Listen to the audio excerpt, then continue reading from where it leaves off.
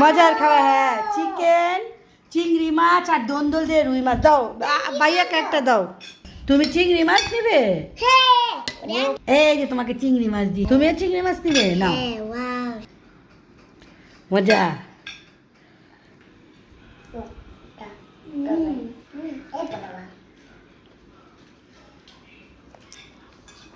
মজা হয়েছে?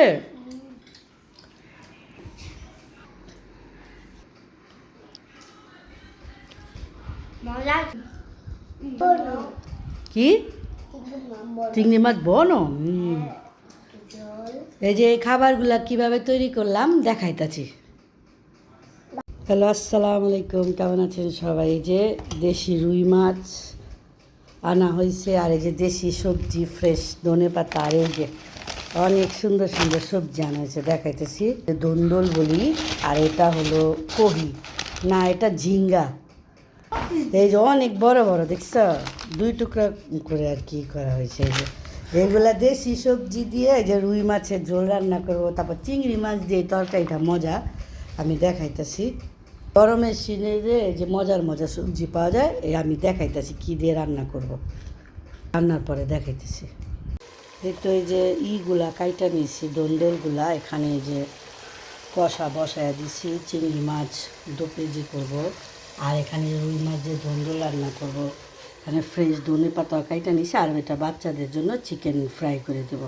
এখন এই যে সবগুলো দন্দল আর আলু দিয়ে দিব। এই তরকারিটা খুবই মজা হয় রুই মাছ দিয়ে। আর এই যে চিংড়ি মাছটা হয়ে গেছে, ধনেপাতা দিয়ে দিলাম। এখন এই যে মাছগুলো ভাজবো, আমি দেখাইতেছি। আজকে শর্টকাট রান্না করতেছি, দেখাইতেছি। যে ধন্দলটা কষানো শেষ, এখন আমি যে মাছগুলো ভাইজা নিতেছি।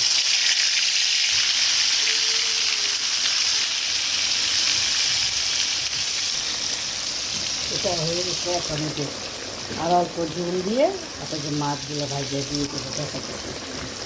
মাছ ভাজা শেষ, এখন এই যে তরকারিতে দিয়ে দেবো। আর এই যে এখানে এই যে তেলটা গরম হয়ে গেছে, চিকেন ফ্রাইটি ভাজা দিতে। হ্যাঁ, চিকেন ফ্রাই খাবে প্রতিদিন। এখন এই যে চিকেন বাঁচতে হয় আমাদের। এই যে এই মাছটা এখন এই যে তরকারিতে দিয়ে দেবো। ওকে, একটু সময় লাগবে, দাঁড়া হয়ে গেছে। মাছগুলো এই যে এখন দিয়ে দিই।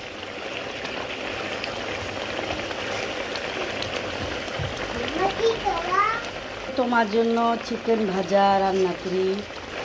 হ্যাঁ, এই যে এখন এই যে ধনে পাতাগুলো দিয়ে দেবো। এই যে রুই মাছের ঝোলটা হয়ে গেছে দন্দল দিয়ে, এখন এই যে ফ্রেশ ধনে পাতা দিয়ে দেবো।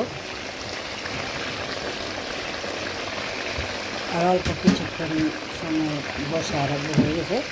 আর যে চিকেন ফ্রাইটা হয়ে গেছে, এক পাশ এটা একটু উল্টে নিতেছি।